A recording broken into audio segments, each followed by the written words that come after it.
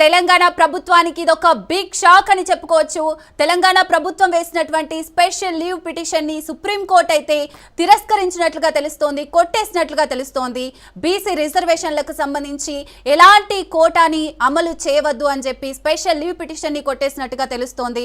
ఇక తెలంగాణకు సంబంధించి రిజర్వేషన్లకు సంబంధించి ఇకపై బీసీలకు 42% రిజర్వేషన్లు అనేవి ఉండకపోవచ్చు అని స్పష్టమవుతోంది.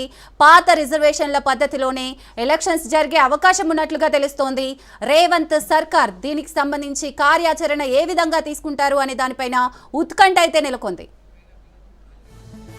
రైట్, ఇక దీనికి సంబంధించి మరిన్ని డీటెయిల్స్ రాజిరెడ్డి అందిస్తారు. రాజిరెడ్డి, రాష్ట్ర ప్రభుత్వం సుప్రీంకోర్టు పైన గప్పటి ఆశలు పెట్టుకుంది. కానీ సుప్రీంకోర్టులో తెలంగాణ ప్రభుత్వానికి ఎదురు దెబ్బ తగిలిందని చెప్పుకోవచ్చు. ఏదైతే పాత రిజర్వేషన్లు ఉందో ఆ పాత రిజర్వేషన్ల ప్రకారమే ఎన్నికల్లోకి వెళ్ళాలి. అదేవిధంగా తెలంగాణ ప్రభుత్వం వేసినటువంటి స్పెషల్ లీవ్ పిటిషన్ను కొట్టివేసింది, తిరస్కరించింది. హైకోర్టులో ఏ తీర్పు ఇచ్చిందో ఆ తీర్పుకు అనుగుణంగానే ముందుకెళ్లాలనేది కూడా సుప్రీంకోర్టు తీర్పిచ్చింది. అందులో భాగంగానే అయితే 50% రిజర్వేషన్లు దాటకూడదని గతంలో సుప్రీంకోర్టు తీర్పిచ్చింది. ఆ తీర్పుకు లోబడే ఇప్పుడు కూడా తీర్పిచ్చింది.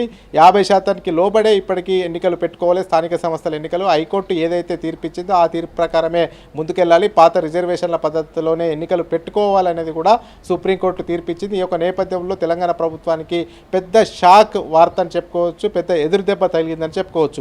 ఎందుకంటే తెలంగాణ ప్రభుత్వము మొత్తం వాదనలు సుప్రీంకోర్టులో వినిపించాలి, సుప్రీంకోర్టులో డెడికేషన్ కమిషన్ ఏర్పాటు చేసినామని చెప్పుకోవాలి, అదేవిధంగా త్రిబల్ టెస్ట్ చేశామని చెప్పుకోవాలి, అంతేకాకుండా పారదర్శకంగా చేశాము, అదేవిధంగా మొత్తం ఎక్కడికక్కడ కులగణన చేశాము, అదే ఎంపరికల్ డాటా ఉందనేది కూడా సుప్రీంకోర్టులో తెలంగాణ ప్రభుత్వం వాదనలు వినిపించాలనుకున్నది. కానీ సుప్రీంకోర్టులో స్పెషల్ లీవ్ పిటిషన్నే కొట్టివేసింది, తిరస్కరించింది. హైకోర్టులో ఏ తీర్పు ఇచ్చిందో దాని ప్రకారం ముందుకు వెళ్ళాలి అనేది కూడా ఆదేశించింది. ఈ యొక్క నేపథ్యంలో ఇదంతా కూడా ఊహించని ఘటననే తెలంగాణ ప్రభుత్వానికి ఎదురైందని చెప్పుకోవచ్చు. అయితే ఇప్పటికే హైకోర్టులో కూడా ఒక స్పష్టత ఇచ్చింది. హైకోర్టు కూడా 50% లోబడే రిజర్వేషన్లతో ఎన్నికలు పెట్టుకోవాలి, మేము కేవలం ఈ యొక్క 42% సంబంధించినటువంటి రిజర్వేషన్లపైనే స్టే ఇచ్చాను తప్ప ఎన్నికలు నిర్వహించకూడదనేది కూడా ఎక్కడా స్టే ఇవ్వలేదు. ఎన్నికల కమిషన్ ఎన్నికలు నిర్వహించుకోవచ్చు, కానీ 50% లోబడే ఎన్నికలు పెట్టుకోవాలి, స్థానిక సంస్థల ఎన్నికలు రిజర్వేషన్లు అంతే ఉంటాయి అనేది కూడా హైకోర్టు తీర్పిచ్చింది. ఈ యొక్క నేపథ్యంలో సుప్రీంకోర్టు కూడా అదే తీర్పు ఇవ్వడంతో ఇక వీళ్ళు ఎంపరికల్ డాటా తీశామని చెప్పినా, ట్రిపుల్ టెస్ట్ చేశామని చెప్పినా, ఇది అదేవిధంగా కులగణన చేశామని చెప్పినా, డెడికేషన్ కమిషన్ వేసినామని చెప్పినా కానీ ఇవన్నీ కూడా ఎగ్జిక్యూటివ్ ఆర్డర్ కిందనే అయిపోతాయి. 42% ప్రభుత్వం జీవో తీసింది, ఇది ఎగ్జిక్యూటివ్ ఆర్డర్ కిందకి అయిపోతుంది. కానీ రాష్ట్రపతి ఆమోదం పొందలేదు బిల్లుకు, అదేవిధంగా గవర్నర్ ఆమోదం పొందలే, కాబట్టి ఇది చట్టం కాదు అనేది కూడా సుప్రీంకోర్టు కూడా అర్థం చేసుకున్నట్టు చెప్పుకోవచ్చు. అదేవిధంగా హైకోర్టు కూడా అదేవిధంగా అర్థం చేసుకుంది. ఇప్పుడు రిజర్వేషన్ల ప్రక్రియ మారాలి, రిజర్వేషన్కు సంబంధించినటువంటి కట్-ఆఫ్ 50% పైన ఉండాలంటే ఖచ్చితంగా పార్లమెంట్లో ఆమోదం పొందాలి, షెడ్యూల్ 9లో పెట్టియాలి, అదేవిధంగా రాష్ట్రపతి ఆమోదం పొందాలి. ఇవన్నీ జరుగుతానే అది ఒక చట్టరూపం దాల్స్తుంది. కానీ ఇప్పుడు ఇదంతా కూడా జరిగే ప్రక్రియ అయితే కనబడతలేదు. పార్లమెంట్లో ఎట్టి పరిస్థితుల్లో కూడా దీనిపైన చర్చ జరగదు, పార్లమెంట్లో 2/3 మెజార్టీ రాదు, ఇది విరిగిపోతుంది. అసలు దీని మీద డిస్కషన్ కూడా కేంద్ర ప్రభుత్వం చేయదు. మొత్తానికి చూసుకున్నట్టయితే ఇక స్థానిక సంస్థలు మరి ప్రభుత్వం ఏ రకంగా ముందుకెళ్తుంది, పార్టీ పరంగా 42% ఇచ్చి ముందుకెళ్తుందా, కొన్ని రోజులు పోస్ట్ పోన్ చేస్తుందా, లేకపోతే హైకోర్టులో ఇంకా పిటిషన్ తరపున పిటిషన్ వేసి ఇప్పుడు హైకోర్టులో కూడా 2 వారాల పాటు 4 వారాల పాటు గ్యాప్ ఇచ్చారు కాబట్టి 4 వారాల తర్వాత ప్రభుత్వం తరపున తన వాదనలు వినిపించాలనుకుంటుందా, అసలు కాసేపట్లో క్యాబినెట్లో ఒక నిర్ణయం తీసుకునే అవకాశం ఉంది. ఎందుకంటే ఈరోజు 3 గంటలకు మధ్యాహ్నం క్యాబినెట్ సమావేశం ఉంది. సుప్రీంకోర్టు ఇచ్చినటువంటి తీర్పు పైన కూడా ఏం చేయాలి, ఎట్లా ముందుకు వెళ్ళాలి, పార్టీ పరంగా రిజర్వేషన్లు ఇవ్వాలా లేకపోతే హైకోర్టులోనే న్యాయ పోరాటం చేయాలా అనేది కూడా ఈ యొక్క క్యాబినెట్ సమావేశంలో ఒక నిర్ణయం తీసుకునే అవకాశం కనబడతా ఉంది. సిరి, అయితే రాజిరెడ్డి, మా తెలంగాణ ప్రభుత్వం ఎంతో ప్రతిష్టాత్మకంగా తీసుకుంది. 42% రిజర్వేషన్ ఖచ్చితంగా అమలు చేయాల్సిందే, మేము చేసుకుంటాము, పోరాడతాము అని చెప్పి ఇప్పుడేమో కొట్టేసినట్టుగా తెలుస్తుంది సుప్రీంకోర్టు. మరి రేవంత్ సర్కారు తదుపరి కార్యాచరణ ఏ విధంగా ఉంటుంది, ఎలక్షన్స్ ఏ విధంగా జరుగుతాయి, దీనిపైన ఒక క్లారిటీ ప్రజలు కోరుకుంటున్నారు. ఏం చెప్తారు దాని గురించి? అయితే ప్లాన్ బిలో భాగంగా పార్టీ పరంగా రిజర్వేషన్లు ఇవ్వాలనుకుంటుంది. పార్టీ పరంగానైతే బీసీలకు 42% రిజర్వేషన్లు ఇవ్వాలనేది కూడా ఒక నిర్ణయాన్ని తీసుకుంది. అయితే పార్టీ పరంగా కూడా ఈ సాధ్యాసాధ్యాలను కూడా ఒక ప్రణాళిక ప్రకారం ముందుకెళ్లాలని చూస్తుంది. ఎందుకంటే గతంలో జనరల్ రిజర్వేషన్ అయి ఉండి మళ్ళీ కూడా ఇప్పుడు జనరల్ రిజర్వేషన్ అయితే బీసీకి ఇస్తే గతంలో పోటీ చేసినటువంటి నాయకుడు కానీ అదేవిధంగా జనరల్కి సంబంధించినటువంటి వ్యక్తులు కానీ ఒత్తిడి ఉండదా అనేది కూడా ఒకటి చూసుకోవాల్సి ఉంటుంది. 42% కూడా పార్టీ పరంగా ఇస్తే ఆ జనరల్ సీట్లో 42 మిగతా 25% పోని ఇంకా 17% ఎక్స్ట్రా ఇవ్వాల్సి ఉంటుంది బీసీలకు. ఆ 17% ఇస్తే మరి జనరల్ కోటా వచ్చినటువంటి వాళ్ళు కూడా నాయకులు వాళ్ళ అభ్యంతరం చెప్పారా అనేది కూడా ఒకటి ఇంట్రెస్టింగ్గా ఉంది. అయితే ఇప్పుడు హైకోర్టులో కూడా మీరు 4 వారాల తర్వాత మళ్ళా కౌంటర్ దాఖలు చేయాలనేది కూడా ప్రభుత్వానికి ఆదేశించింది. ఈ యొక్క నేపథ్యంలో మరి ప్రభుత్వం తరపున కౌంటర్ దాఖలు చేసేసి వాదనలు వినిపించే అవకాశాలు అయితే ఇంకొకటి కూడా ఉంది.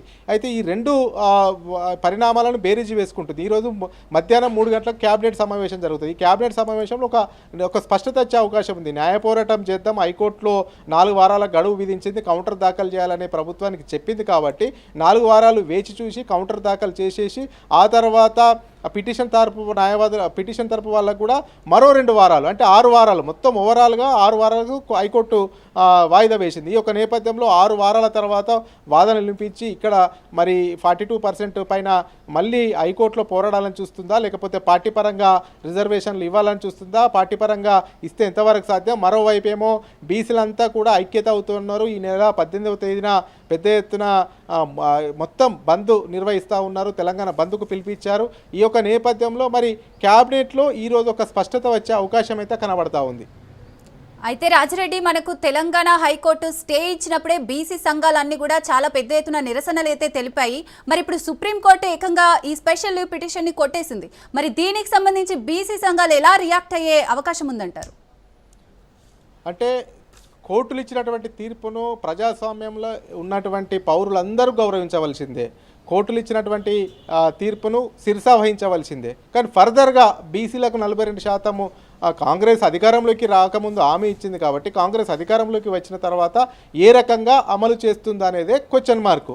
దీనికి సంబంధించిందే బీసీ సంఘాలు ఇప్పటికే 42% అధికారికంగా రావాలి, 42%తోనే మాకు న్యాయం జరుగుతుంది అనేది కూడా బీసీ సంఘాలు భావిస్తూ ఉన్నాయి. అందులో భాగంగా బీసీల అంతా కూడా తెలంగాణ బంద్కు పిలుపునిచ్చారు 18వ తేదీన. అయితే ఇప్పుడు సుప్రీంకోర్టు తీర్పు వచ్చింది. సుప్రీంకోర్టు తీర్పు వచ్చిన తర్వాత మరి కాంగ్రెస్ పార్టీ పరంగా ఇస్తే 42% నిజంగానే న్యాయం జరుగుతుందా బీసీలకు అనేది ఒక కోణం.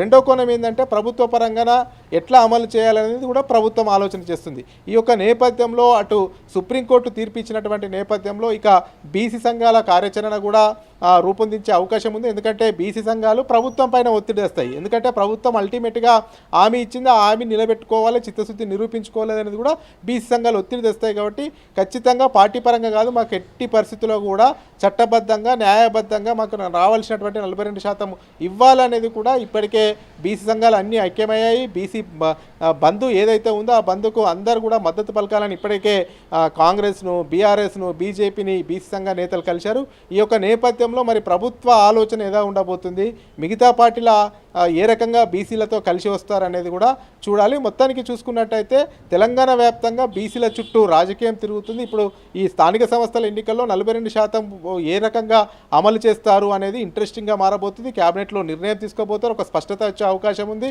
హైకోర్టుకు వెళ్తారా, లేకపోతే కొన్ని రోజులు ఈ యొక్క స్థానిక సంస్థల ఎన్నికలు పోస్ట్పోన్ చేసే విధంగానే ప్రభుత్వ ఆలోచన ఉంటుందా, లేకపోతే పార్టీ పరంగా 42% రిజర్వేషన్లు ఇస్తారా? అదే కాకుండా బీసీ సంఘ నేతలతో కూడా కలిసి ప్రభుత్వం చర్చలు జరిపే అవకాశాలు అయితే కనబడతా ఉన్నాయి.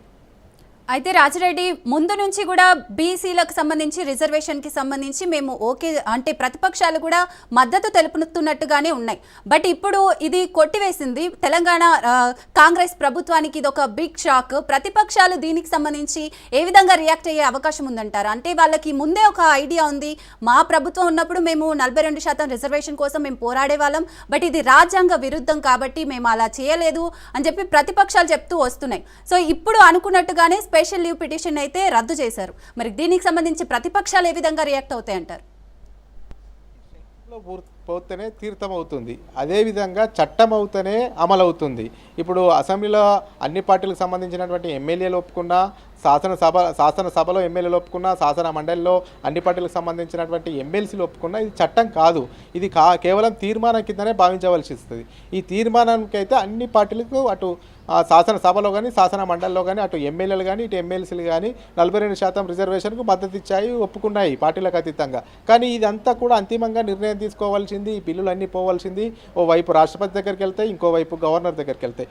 వాళ్ళ సంతకం పెడితేనే అది ఆమోదం తెలుపుతుంది. ఆ బిల్లులపైన ఎవరు కూడా సంతకం పెట్టలే కాబట్టి అవి పెండింగ్లో పడ్డాయి. ఈ యొక్క నేపథ్యంలో బీసీ సంఘం నేతలు కూడా మాకు 42% రిజర్వేషన్ కావాలంటున్నారు. ఈ 42% రిజర్వేషన్ల పైన ఏ పార్టీ కూడా వెనుకపోతలేదు.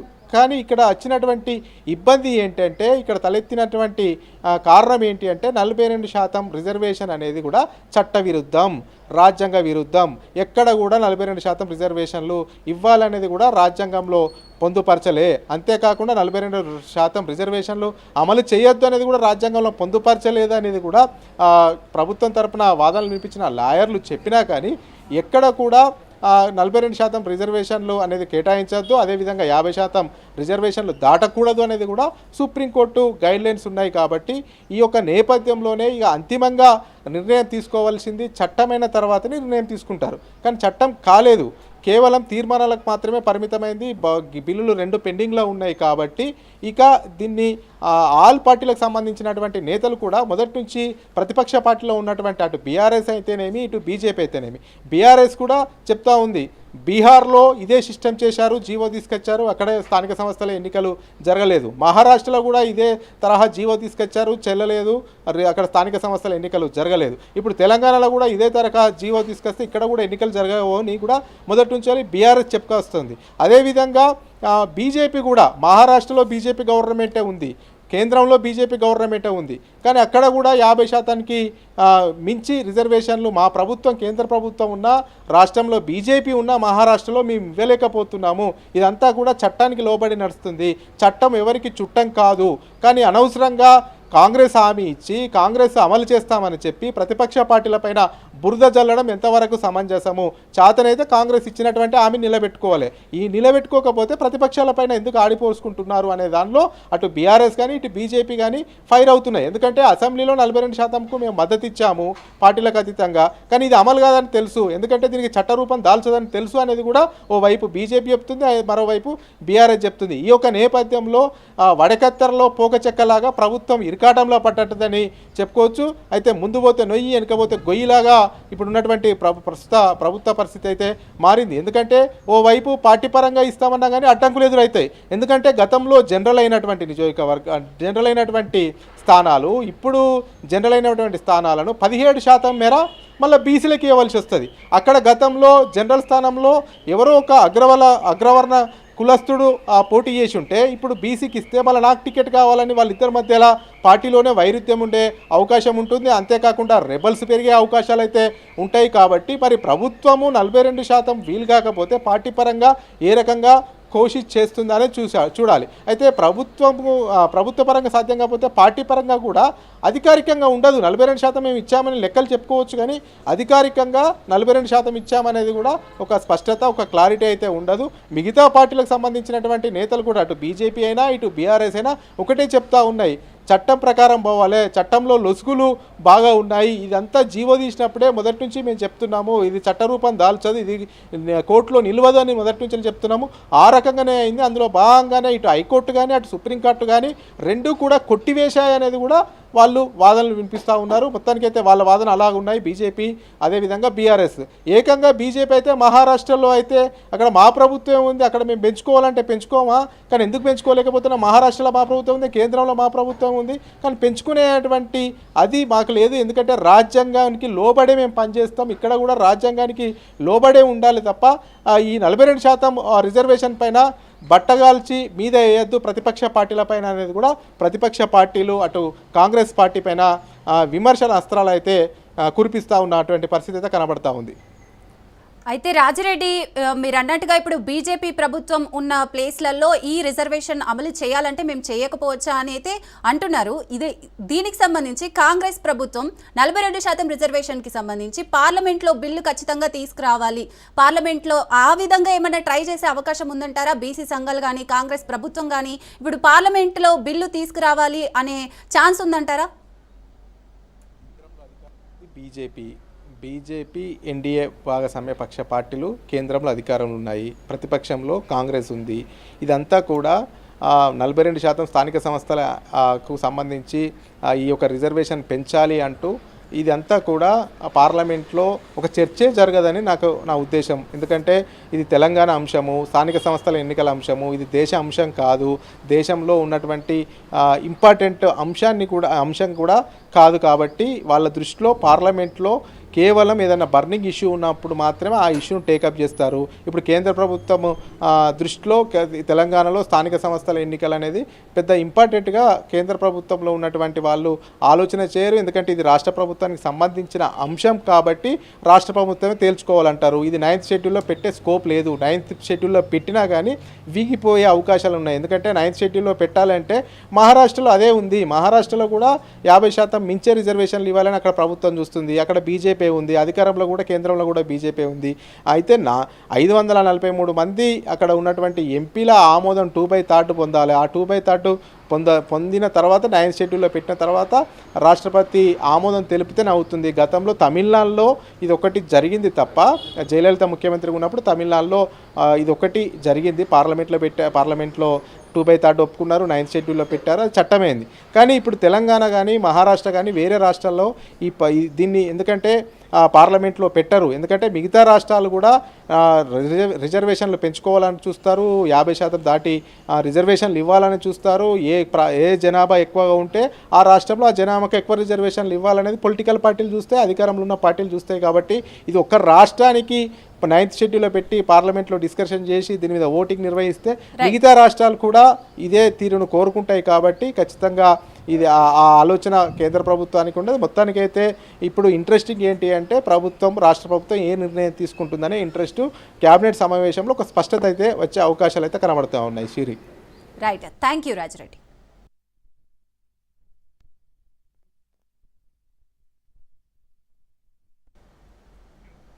రైట్, ఇక తెలంగాణ ప్రభుత్వానికి బిగ్ షాక్ తగిలింది. స్పెషల్ లీవ్ పిటిషన్ను సుప్రీంకోర్టు కొట్టివేసింది.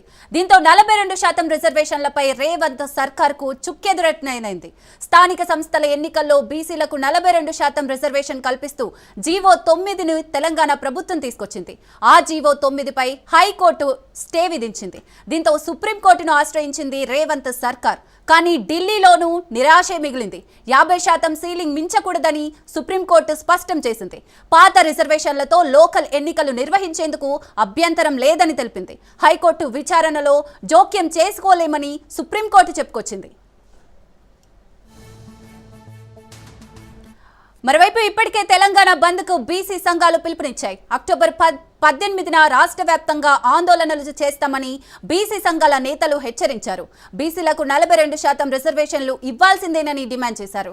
ఎల్లుండి జరిగే బంద్ను జయప్రదం చేయాలన్నారు.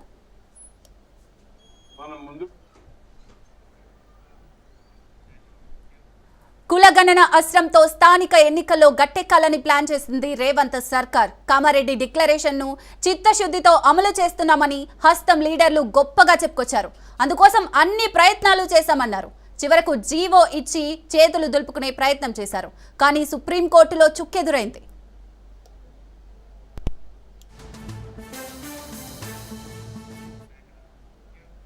గతంలో బీసీ రిజర్వేషన్లు పెంచేందుకు బీఆర్ఎస్ ప్రయత్నించింది. బీసీలకు 34% రిజర్వేషన్ కల్పిస్తూ జీవో నెంబర్ 396తో ఉత్తర్వులు జారీ చేసింది.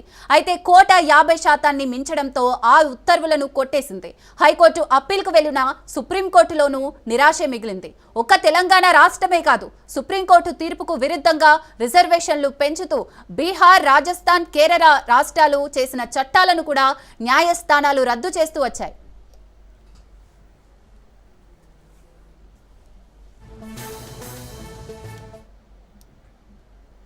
ఒక్క తమిళనాడులో మాత్రమే 50% మించి రిజర్వేషన్లు అమలవుతున్నాయి. అక్కడ కూడా 3 సార్లు ఆర్డినెన్స్ తీసుకొచ్చి జీవోలు ఇచ్చిన ప్రతిసారి హైకోర్టు కొట్టివేసింది.